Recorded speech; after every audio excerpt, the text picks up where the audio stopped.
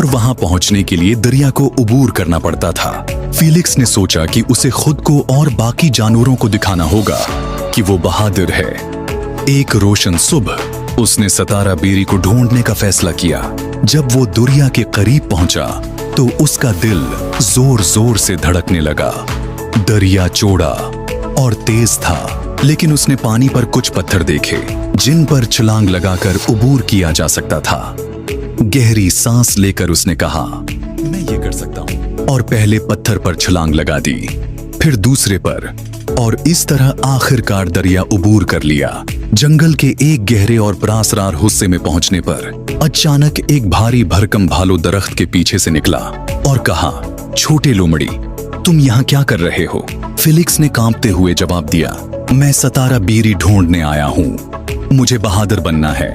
भालू मुस्कुराया और बोला, बहादुरी